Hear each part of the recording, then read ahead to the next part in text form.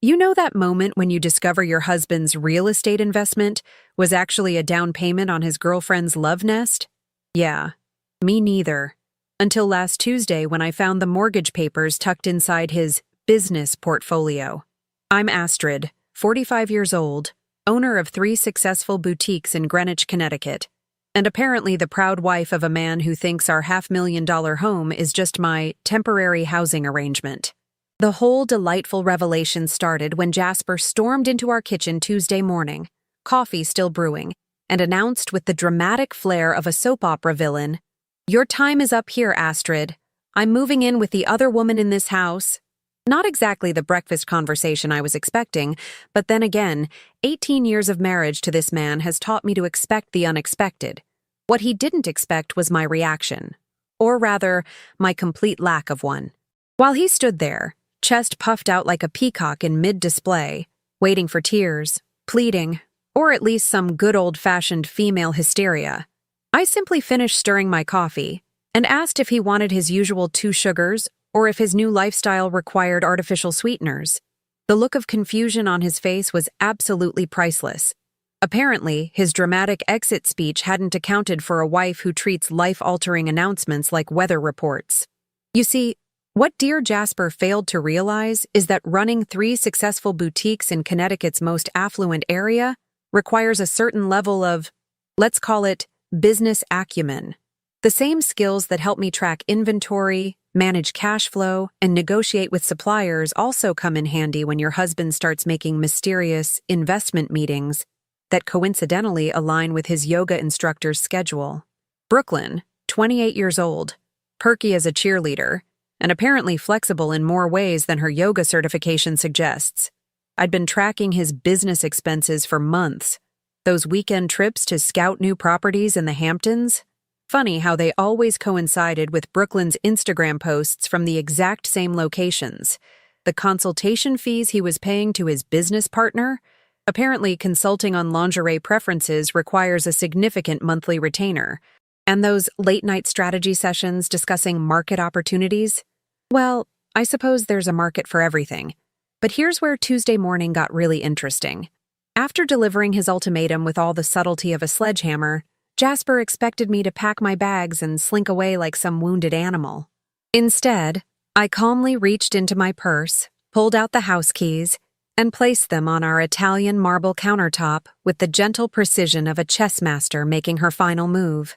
"Take care of the property taxes, darling," I said, gathering my Louis Vuitton bag, the one he'd bought me for our 15th anniversary, back when he still remembered I existed. "They're due next month." The confusion in his eyes was almost adorable. Almost.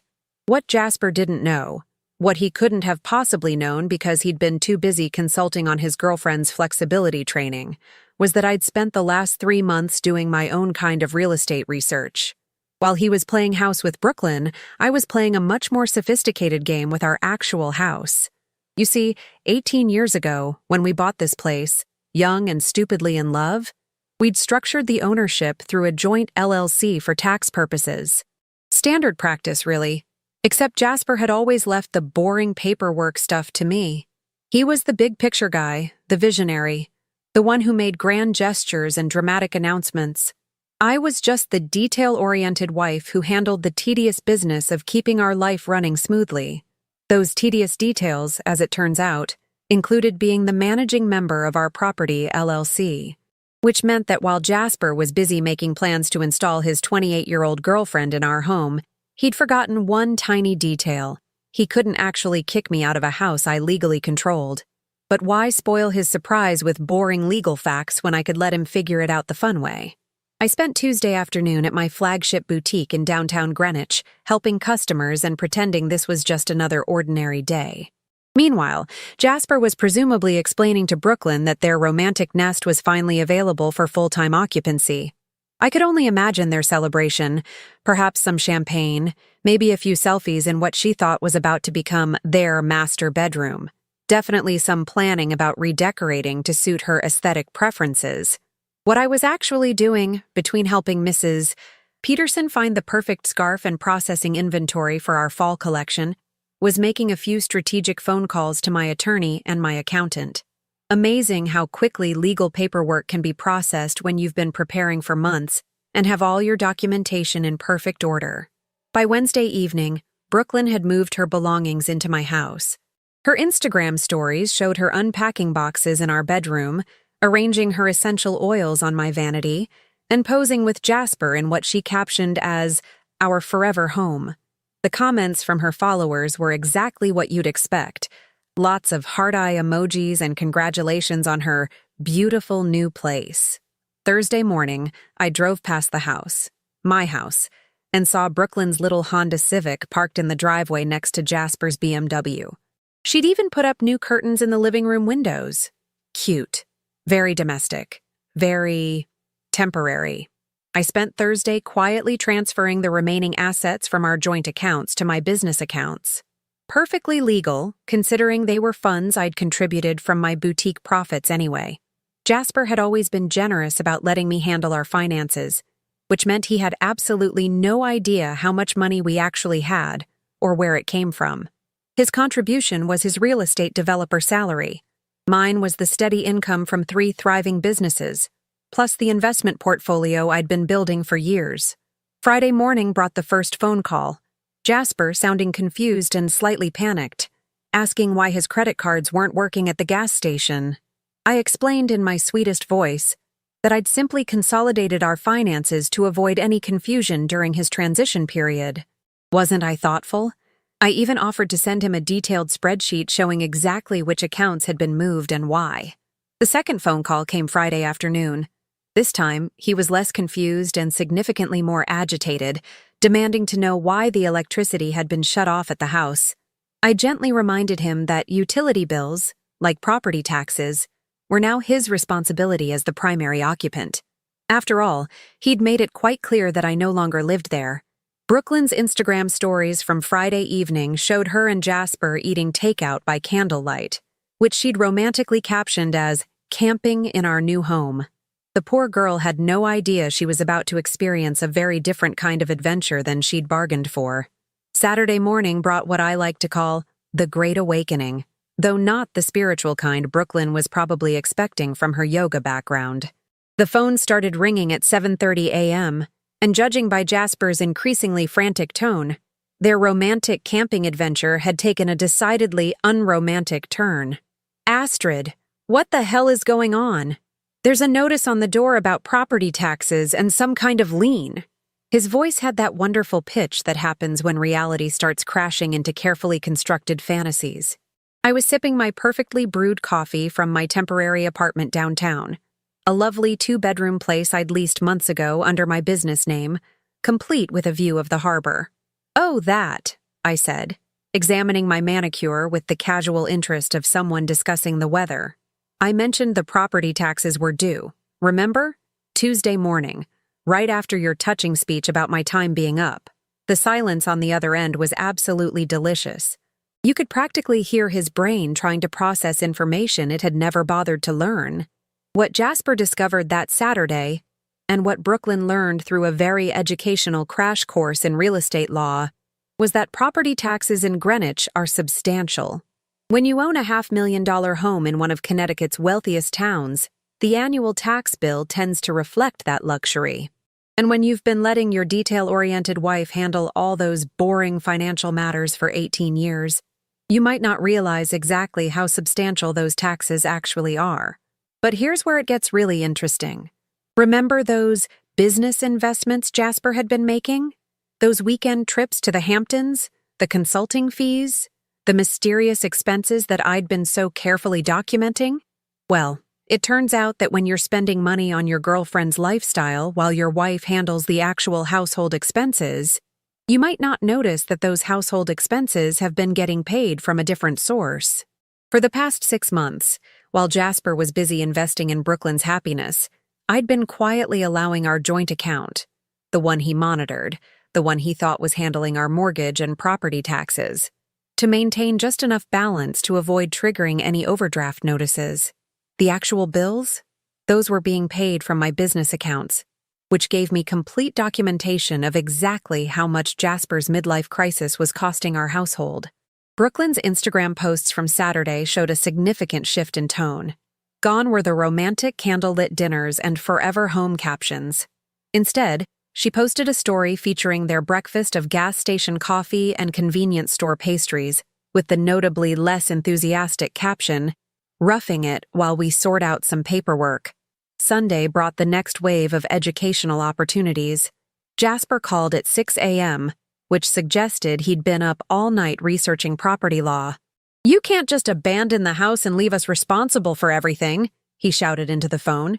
"We had an agreement." "We did indeed," I agreed pleasantly. "You said my time was up here, and I respected your decision. I left the keys just as you requested." What I didn't mention was that leaving the keys didn't actually transfer legal responsibility. But why spoil his learning experience with premature explanations? The agreement he was referring to, of course, was the one he'd made in his head where I would meekly accept his ultimatum, quietly disappear, and somehow continue paying all the bills for a house I was no longer allowed to live in. It's fascinating how men who pride themselves on being business savvy can completely miss the logical flaws in their own plans. Monday morning brought my favorite phone call of the week. This time, it was Brooklyn, her perky yoga instructor voice noticeably strained. "Astrid? Hi, this is Brooklyn. Could we maybe talk? Like, woman to woman?" Oh, this was going to be good. We met at Starbucks, neutral territory, and frankly, I needed the entertainment. Brooklyn showed up looking significantly less Instagram-ready than usual. Dark circles under her eyes, hair in a messy bun that wasn't the intentionally messy kind, and wearing the same outfit I'd seen in her posts from the day before. "I think there's been some kind of misunderstanding," she began, stirring her venti caramel macchiato with the nervous energy of someone who'd recently discovered that playing house with married men involves more than just redecorating and couples yoga. "Oh, I don't think so," I replied, savoring my simple black coffee. Jasper was very clear on Tuesday. His exact words were, "Your time is up here." I thought it was quite direct, actually. The poor girl looked like she was about to cry, which was almost enough to make me feel sorry for her. Almost. Brooklyn explained that they'd spent the weekend trying to figure out how to pay the property taxes, the utility deposits, and the various other expenses that come with maintaining a $500,000 home. Jasper's real estate developer salary, while decent, wasn't structured for handling sudden large expenses, especially when he'd been spending his discretionary income on his girlfriend's lifestyle for months. "The thing is," Brooklyn said, leaning forward conspiratorially, "Jasper says you've always handled the money stuff, so maybe you could just help us transition? Like, maybe pay this one last time and then we'll take over?" The audacity was breathtaking. She wanted me to pay the bills so she could live in my house with my husband.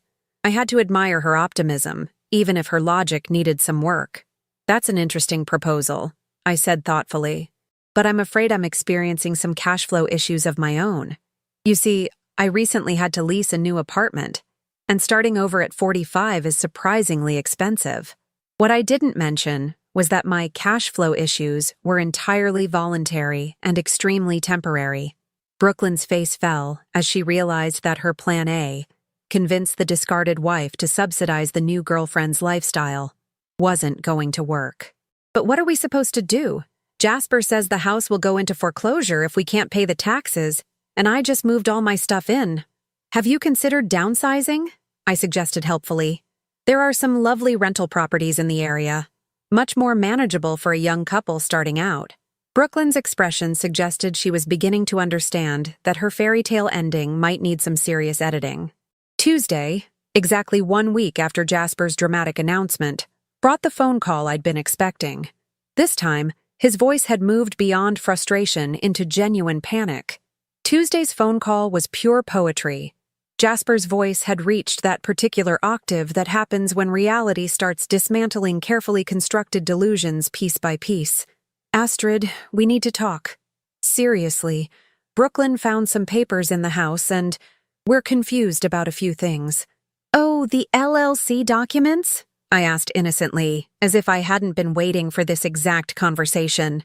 "Yes, those boring legal papers I've been managing all these years. What seems to be confusing you?" I was sitting in my downtown apartment, organizing the receipts from Jasper's 18-month affair. Every romantic dinner, every weekend getaway, every piece of jewelry that wasn't for me. Amazing how much documentation accumulates when you're methodical about record keeping. What Brooklyn had discovered, tucked away in our home office, the room Jasper never entered because paperwork gives him headaches, was the complete file on our property ownership structure. Turns out that when your wife handles all the boring business stuff for nearly 2 decades, she tends to understand exactly how everything works, including the rather important detail that our house wasn't owned by Jasper and Astrid as individuals, but by Greenwich Properties LLC, with yours truly as the managing member. You can't just... we live here now, Jasper sputtered. Brooklyn moved her stuff in. We're making this work. And I'm so happy for you both, I said warmly. It's wonderful that you found love. However, as the managing member of the LLC that owns the property, I do have certain fiduciary responsibilities regarding unauthorized occupancy and liability issues. God, I loved using business terminology on him. It was like watching someone try to solve calculus with finger counting. The beautiful thing about LLCs is that they're designed to protect assets and limit liability. When Jasper decided to move his girlfriend into our property without consulting the managing member, he'd essentially created a situation where the LLC could be held liable for any damages, accidents, or legal issues involving an unauthorized occupant. From a business perspective, I had an obligation to protect the company's interests. Brooklyn got on the phone next, her yoga instructor serenity completely abandoned. But I signed a lease. Jasper showed me a rental agreement. Oh, this was getting better by the minute. That's fascinating, I said, genuinely curious now. Could you email me a copy of that lease? I'd love to see what terms Jasper offered. What I suspected, and what Brooklyn confirmed when she sent the document an hour later, was that Jasper had drafted a rental agreement for property he didn't actually have the authority to rent. The lease was a masterpiece of wishful thinking. Jasper had listed himself as property owner and offered Brooklyn a monthly rent that was roughly half of what our property taxes alone cost per month. He'd also included amenities like pool maintenance and landscaping services that I'd been coordinating and paying for through our household management company for years. But here's where Jasper's business acumen really shone. He'd structured Brooklyn's lease to begin the day after he kicked me out, with her first month's rent due on the 15th of the month, which meant that not only was he illegally subletting property he didn't control, but he was also planning to use Brooklyn's rent money to pay expenses that were already a month behind.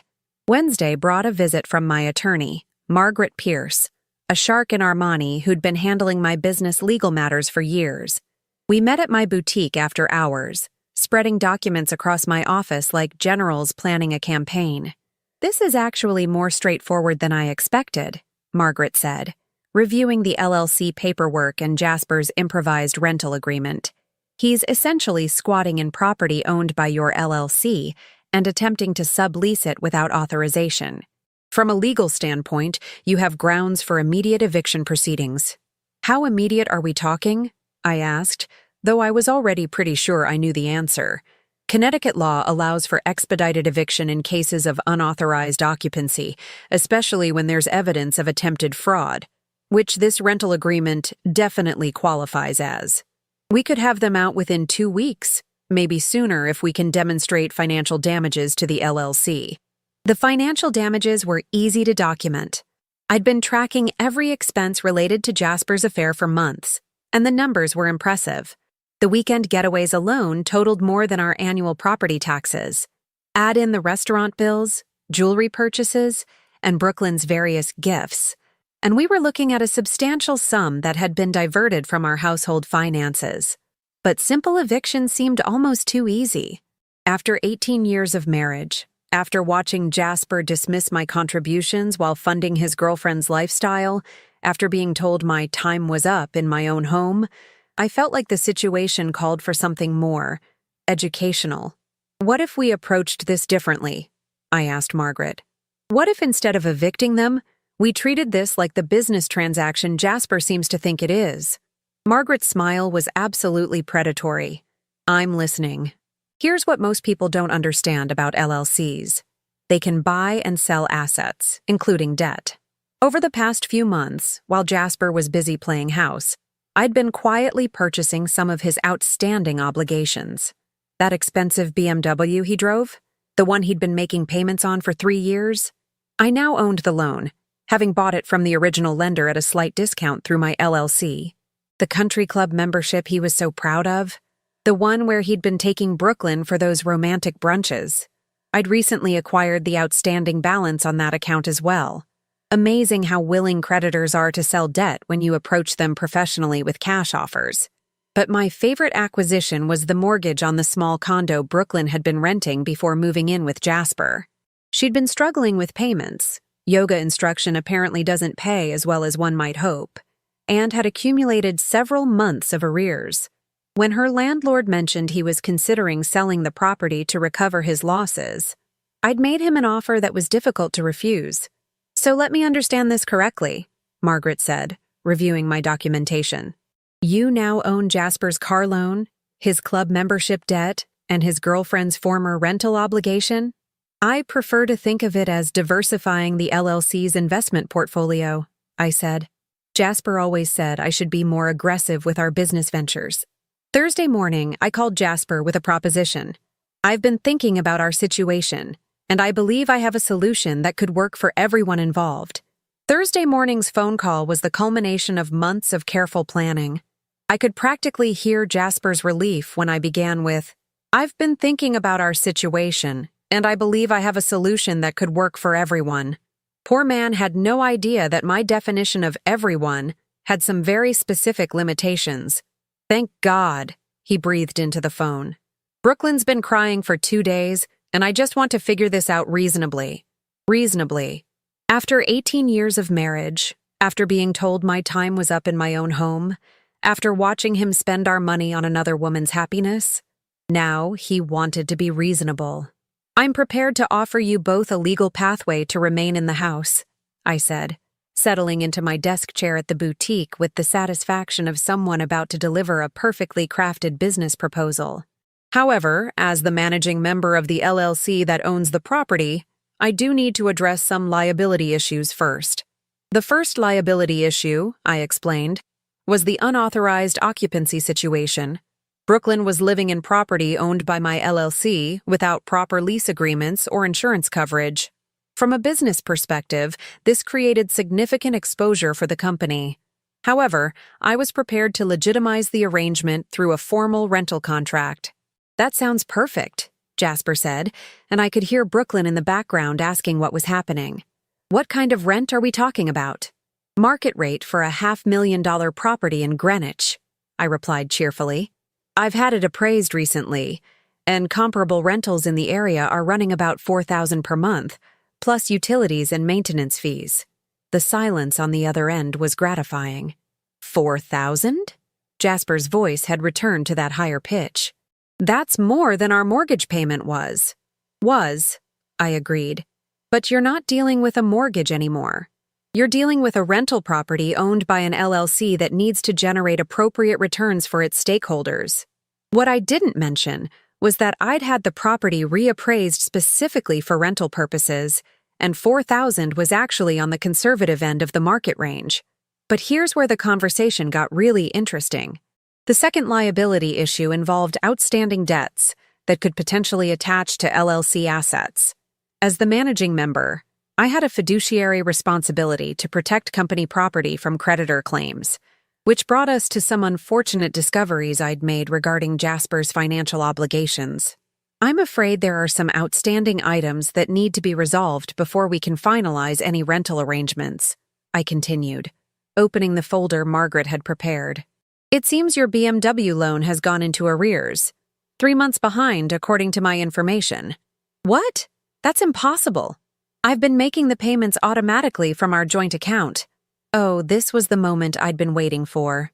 "From our former joint account," I corrected gently. "The one I closed last week when I consolidated our finances to avoid confusion during your transition. I assumed you'd want to handle your own expenses now that you're establishing an independent household. The beautiful thing about automatic payments is that when the account they're drawn from no longer exists, the payments stop happening. And when payments stop happening on secured debt like car loans, creditors tend to get aggressive quite quickly. especially when they discover that the borrower's wife has been controlling the payment account and is no longer legally obligated to maintain it. Brooklyn got on the phone, her voice tight with stress. Astrid, we can work this out, right? Like, maybe we could do payments or something? Jasper says you're really good with money, so maybe you could help us figure out a plan. Actually, Brooklyn, I might be able to help with that, I said, pulling out my second folder. I've recently expanded my investment portfolio to include some debt acquisition opportunities. Interestingly enough, I've acquired several obligations that might be relevant to your situation. What I'd acquired, through my LLC and with Margaret's guidance, was essentially the power to determine how aggressive the collection efforts on Jasper's debts would be. When you own someone's debt, you get to decide payment terms, grace periods, and enforcement actions. It's amazing how much leverage you can accumulate when you approach financial planning strategically. The BMW loan was the easiest example to explain. I now owned Jasper's car debt, which meant I could offer him new payment terms directly. Those terms, coincidentally, happened to align perfectly with the rental rate I was proposing for the house. He could either pay me $4,000 per month for the privilege of living in my property, or I could repossess his car and evict them both. His choice, really. You bought my car loan. Jasper's voice had moved beyond panic into something approaching disbelief. How is that even legal? Debt acquisition is a standard investment practice, I explained patiently. LLCs purchase distressed assets all the time.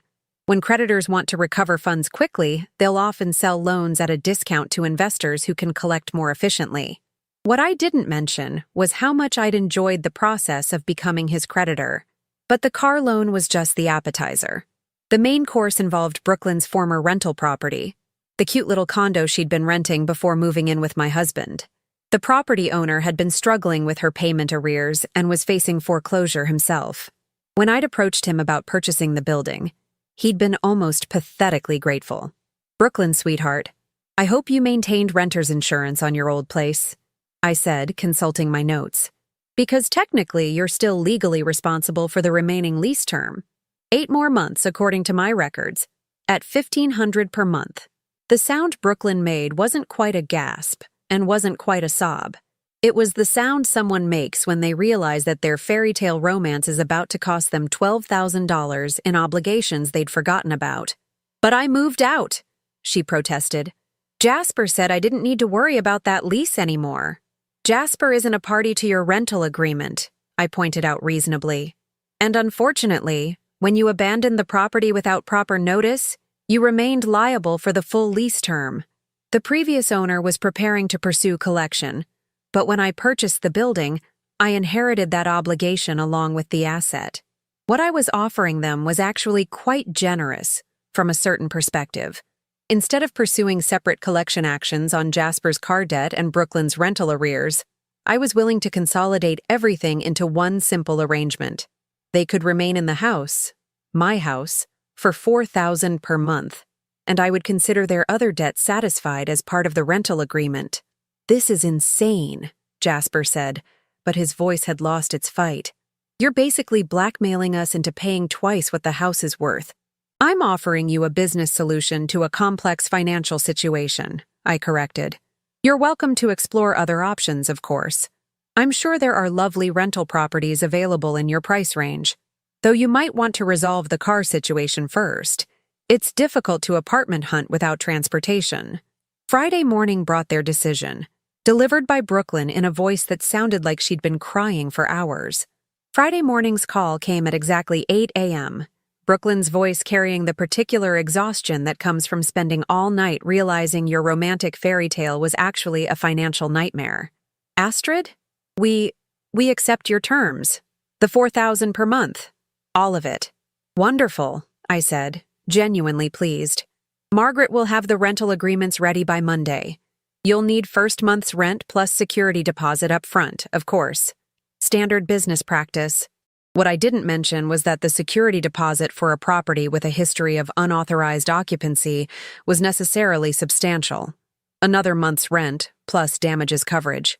The beautiful irony wasn't lost on me. Jasper had kicked me out of my own house so he could play house with his girlfriend, and now they were paying me $8,000 just to move in, plus $4,000 every month thereafter to stay. In essence, I'd turned my cheating husband into my tenant and his mistress into a co-signer on a lease that cost more than most people's salaries. But the real satisfaction came from watching the long-term mathematics play out. At $4,000 per month, they'd be paying me $48,000 per year to live in a house that had been costing me roughly $24,000 annually in mortgage, taxes, and maintenance. Within 2 years, their rent would cover the entire remaining mortgage balance. After that, it would be pure profit from property I already owned. Brooklyn's Instagram posts from that weekend told a story more compelling than any revenge novel. Gone were the triumphant forever home captions and romantic couple selfies. Instead, she posted pictures of their weekend activities, touring budget apartments, researching roommate situations, and what appeared to be a very tense conversation at a financial planning office. Sunday evening brought my favorite post of all, a photo of moving boxes with the caption, "Sometimes the universe has different plans than we do.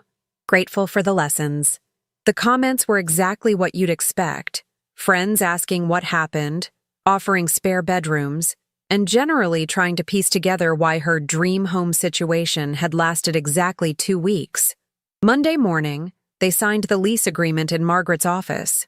Jasper looked like a man who'd aged 5 years in 2 weeks, signing documents that legally required him to pay his ex-wife's LLC more money than he'd ever voluntarily spent on their marriage. Brooklyn kept staring at the numbers like she was hoping they might change through sheer force of will. "Just to clarify the terms," Margaret said, reviewing each page with professional thoroughness. "Rent is due on the 1st of each month, with a 10-day grace period. After that, late fees apply at 5% of the monthly rent per day. Failure to pay within 30 days constitutes grounds for immediate eviction. $200 per day in late fees." It was almost enough to make me hope they'd miss a payment, just so I could watch Jasper calculate exactly how expensive his romantic gesture had become. But here's what I found most satisfying about the entire arrangement. I hadn't destroyed their relationship. I'd simply made it cost what it was actually worth. For 18 months, Jasper had been funding their romance with money that belonged to our marriage, our household, our future. Now they could fund it themselves, at market rates, with complete transparency about the actual expense. The money I'd lost in the divorce settlement, if you could call it that when no actual divorce had occurred, turned out to be the best investment I'd never made. My boutiques were thriving without the distraction of managing a husband's midlife crisis. My new apartment was peaceful in ways my marriage had never been. And my rental property was generating income that exceeded my most optimistic business projections. 6 months later, I received a wedding invitation. Jasper and Brooklyn had decided to make their arrangement official, which was actually quite romantic if you overlooked the part where their wedding venue was property owned by the bride's husband's ex-wife. The invitation was addressed to Ms. Astrid Hamilton, Greenwich Properties LLC. Apparently, they'd finally learned to spell my business name correctly. I didn't attend the wedding, though I did send a congratulatory gift. A beautiful crystal vase with a card that read, "Wishing you both the happiness you can afford."